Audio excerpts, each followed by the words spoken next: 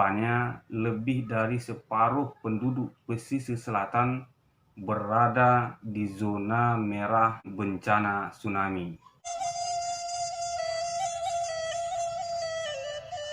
Seperti inilah kondisi kita di pengungsian.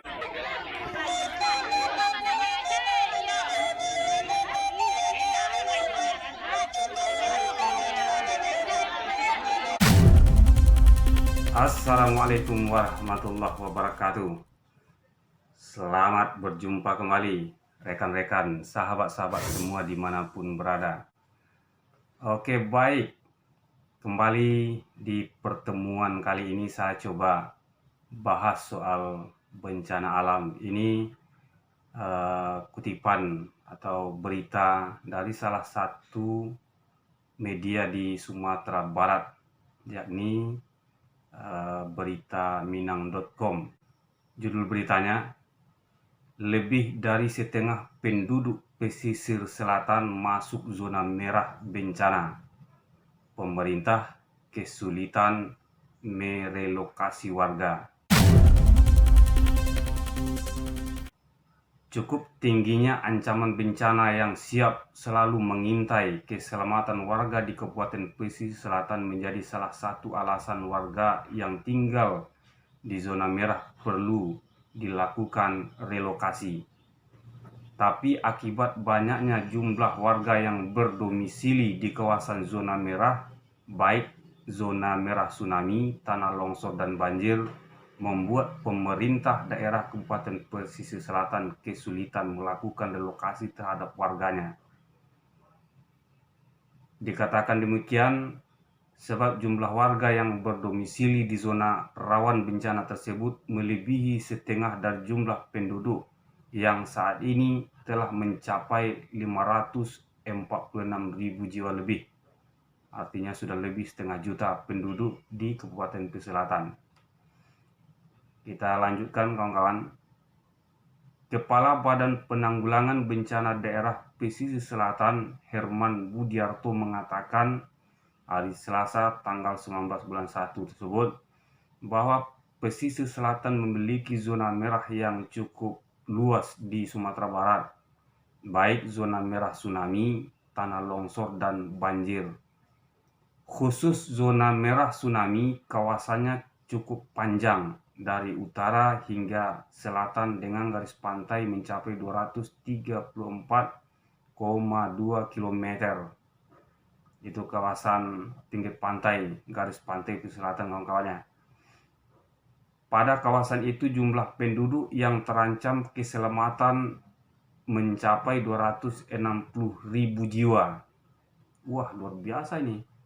260.000 jiwa warga pesisir selatan yang berada di zona merah tsunami. Kita lanjutkan ya. Kondisi yang juga tidak kalah besar juga dialami oleh warga yang di pinggiran bukit atau bantaran sungai. Sebab jumlah jiwa yang terancam mencapai 100.000 jiwa pula. Cukup sangat besar sekali nih kawan-kawan. Artinya tadi yang masuk di zona merah tsunami ada 260.000 jiwa. Kemudian di zona merah lain, misalnya di pinggir sungai, di tepi bukit, atau di kawasan rawan longsor, ada 100.000 jiwa yang berada di zona merah. Jadi total keseluruhannya sudah mencapai 360.000 jiwa. Luar biasa ini. Kita lanjutkan. Karena jumlah warga yang berada di zona merah tersebut sangat banyak, sehingga upaya yang bisa dilakukan hanyalah melalui pembangunan jalan evakuasi, shelter, di samping juga imbauan untuk tetap siaga. Jadi karena memang jumlahnya sangat banyak, lebih dari separuh, sudah hampir mencapai 2/3 jumlah masyarakat pesisir selatan yang tinggal di zona merah, maka itu tidak mungkin pemerintah melakukan evakuasi karena jumlahnya yang sangat banyak tadi. Hanya bisa melakukan sosialisasi, misalnya evakuasi, jalan evakuasi, shelter, dan imbauan untuk tetap siaga. Yang sering menjadi persoalan kawan-kawan di lapangan, imbauan untuk tetap siaga ini, karena masih adanya pemikiran soal bencana alam ini yang masih skeptis masyarakat kita, bahwa soal bencana tapi tidak melihat melalui pendekatan ikhtiarnya, usaha untuk mengurangi risiko bencana itu sendiri. Ini yang selalu menjadi jalan buntu di masyarakat, imbauan untuk tetap siaga. Oke, kita lanjutkan.